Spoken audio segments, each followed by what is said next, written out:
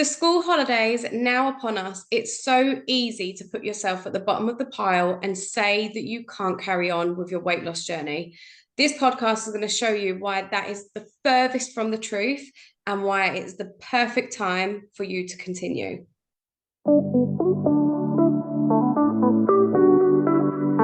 Welcome to our podcast, Fuck the Diet Cycle, with myself, Lauren Knight, and Abby Lodge. This is for you if you want to cut through the diet industry bullshit and finally end that cycle. Grab yourself a cuppa, get comfy, and let's dive straight in, shall we? Yeah, I think we have just been conditioned into when you are a parent, obviously, when you first become a mum or a parent or whatever, you're handed this child and it's like everything revolves around them. And that is how it is throughout their life. So you naturally fall to the bottom of the pile. Then adding into that the school holidays and things like that, it makes things really, really difficult because you think, how can I possibly be on a weight loss journey in the school holidays? We're going here, we're going park days, we're going to the zoo. The ice cream man comes around just before dinner every single night. The kids are eating constantly. And for so many people, it's almost like it's too much noise going on to even be able to think about yourself. But what people don't realize is actually by taking that step to begin a weight loss journey or to continue a weight loss journey, because I know a lot of our listeners are on a weight loss journey and are probably thinking, oh, I'll have to come off for the 6 weeks holidays and start again in September. But actually using it with the support that you're getting from whatever you're doing is going to be the answer to you being in long-term weight maintenance. If you're the type of person that starts a weight loss journey and then something crops up like the school holidays and you go, oh, fuck it, out the window until they're back at school, you're never ever going to get anywhere because 6 weeks holidays come around every single year. Things come around every single year. And if you're the type of person that runs when things get tough, you know, that's not a sustainable way to lose weight, to just lose a few stone and then gain it again, lose it and gain it because your life's getting stressful or you've got things to do. It's really important that you actually embrace yourself in it. Yes, I agree. The 6 weeks holidays are crap. I really, really don't enjoy them that much. I mean, I do enjoy them by the first week that I'm ready for them to go back to school. But I know they're crazy and I know it's tough, but using that as if I can get through this 6 weeks holidays on a weight loss journey, my maintenance and everything thereafter is going to be so much easier. But so many people kind of put that I have to be 100% every day on it. And I think the key here is the fact that there is a difference between a diet and a weight loss journey. And a Yes. diet is something that we are taught stops and starts and stops and starts. And we lose a few pounds and we gain a few pounds and we go round and round in that horrible diet circle. Whereas a weight loss journey is one where you take on the events and you learn to navigate that successfully so that there isn't any stopping and starting, but there also isn't any restricting and binging because naturally you learn how to deal with what it looks like in the 6 weeks holidays. The mum, can I have this? Mum, I'm hungry. What time's dinner? What's for lunch? Like I get that from my husband on an everyday basis, but now chuck in the 6 weeks holidays, bam, I've got all three of them. And it can be really overwhelming because you have got more food around you. You are constantly thinking about, oh my God, what they're going to have next. We're going to pick McDonald's up on the way after the beach, or I need to take a picnic. What does that look like for me? And sometimes we don't even think about ourselves and we get to the event and we're like, shit, I ain't got no food for myself. And what do? We're kind of stuck then with what's around us. And chances are it's going to be a burger or a hot dog or something that you don't actually want, but you've got no choice because you haven't looked after number one. And something that I always remind my clients, and Abby, you would have heard me say this to you when you was on your journey, when you are on an aeroplane, God forbid the oxygen mask ever came down, they tell you that you have to put your own mask on first. And the Yeah. reason for that is if you don't look after yourself, you can't look after other people. The same applies to your weight loss journey. If you aren't looking after yourself, chances are your energy levels are going to go, your irritability is just going to get higher, you're going to be Mhm. angry, and who's going to cop it? It's going to be the kids. You're going to start bickering and arguing, and it can all be resolved if you were to just plan ahead and also not use the 6 weeks holidays to go, well, the kids are eating it, I may as well. I think that that is the easiest excuse and mistake to make, is because the kids do, I don't know about your kids, they wake up, they're starving, and they go to bed and they're starving. Like, there's just no in between. It's like constantly snacking. But when I was overweight and struggling with my weight, it was like, oh well, the kids are having a snack now, so I've got to have a snack now. Or the kids are having an ice cream, so I've got to have an ice cream. And it's like, actually, do I really want it? Do I need it? Or am I just having it for the sake of it? And that is so common for people to just have something for the sake of it because the kids are. But that's where getting in tune with your body and listening to what your body's telling you as to distinguish, do you actually need that right now? And is the world going to end if you don't have it and the kids do? No, absolutely not. Are the kids going to look back in 10 years, 20 years, whatever, and be like, Mum didn't have that bag of crisps with me on that random day in August, and their life's ruined?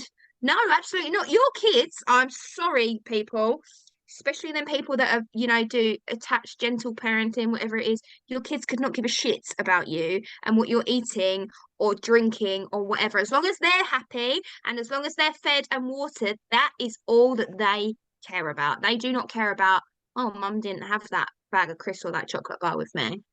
And also, can I jump in there? Because the kids don't need it either. Uh-uh.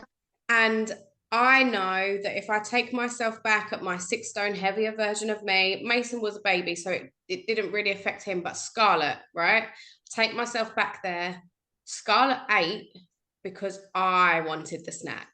Scarlett had Mm. an ice cream because I wanted the ice cream. Scarlett had McDonald's because I couldn't be bothered to cook dinner. 9 times out of 10, Scarlett didn't ask me for those things. I used her as an excuse. And if you're listening to this and you can hand on heart tell me that you have never given your children or your partner something to eat because you wanted it, I think I'm calling you a liar. I'm calling you a liar because I know that 90% of the time it was my choice that they Yeah. ate in that way. Yeah, I agree. Like, the amount of times when I was overweight that it would be like, oh, kids want Domino's. Kids don't want Domino's. Kids don't really care what they're actually having. I fancied the Domino's, so you have to justify it by blaming it on somebody else. And that, unfortunately, is just a natural thing when you do have a problem with food. You don't want to take on that accountability and that ownership of, I want it, so you have to blame it on someone else. But flip that on its head, when you have lost weight and you have successfully improved your relationship towards food and you've ended that diet cycle, if you truly want something, I am more than happy now to say, I fancy a Domino's, I really want an ice cream. Take that, because I know that that ice cream or whatever it is that I want that may not be like a normal everyday thing is going to satisfy me, is going to do it for me, and it's not going to lead me on and on and on. But so many people, it's like a bit like a secret eating thing. Like, I'll just blame it on my kids. So by actually taking that on and being like, okay, fine, the kids are off, they're going to be around me all the time, and they are always hungry, there are ways to get around it, and by being prepared, like you said, is absolutely key. But some things that you can do for your kids: snack boxes in the fridge. Go cast our minds back to COVID times when, I mean, I wasn't homeschooling, Lenny was very, very small, but he was around me, but everyone was building those snack boxes in the fridge. This is your snacks for the day. Use it or lose it, basically. You have it. If you're going to eat everything now, you need to understand that come 2 o'clock, when you want something else, there won't be anything else. And that teaches them as well. That teaches them about listening and tuning into their body and being like, okay, mum has put in there maybe some fruit, yogurt, maybe a packet of crisps and cheese. Maybe there is something, their favorite thing, like a chocolate bar, whatever.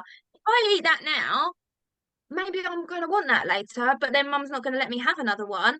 That teaches them. And this is how we can get around it, is by teaching our children as well, so that they never kind of, when they are in adulthood, kind of get to the 6 weeks holidays and think, oh fuck it, I'm going to put on another stone and I'll try again in September.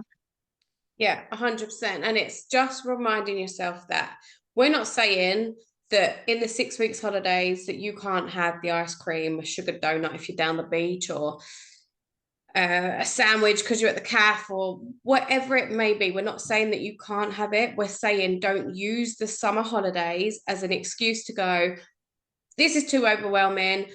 I can't deal with this situation. So therefore, we're going to just chuck caution to the wind, and whatever happens, happens. And then come September, when the kids are back to school and I've got more me time, I'll deal with it. Because actually, let's think about this in a different light. Your weight loss journey is solely for you. So therefore, that gives you that one thing that you can really hone in on and find a routine with it.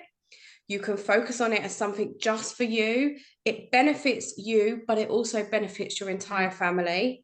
It gives you something that just gives you that one thing that nobody else can touch. Nobody else can be part of that. Like, let's face it, we ain't even going to be able to do a shit without the kids being in the bathroom. So having that journey is that one thing that's just for you across the next 6, 7, however many weeks they've got off. So why don't you, this time, for the first time in your life, make summer 24 different from the rest by reaching out to somebody and saying, look, can I have your support? Can I have you as my wing woman? Because that's exactly what me and Abby do. We will help you navigate a plan across the summer and show you that actually this is not a diet. This is not us saying to you, you have to stay indoors for the next 7 weeks and not see the sunlight. It's not that. It's What sunlight? Well, yeah, I mean, hello, where's the summer?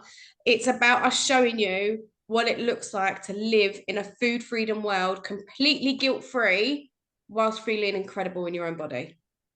Yeah, and for all of you people that are listening that are thinking, I'll start again in September, just a little last remaining thought for you. The kids go back to school in September, and then not long after that, they're off again. And then not long after that is Christmas. So just a little thing for you there.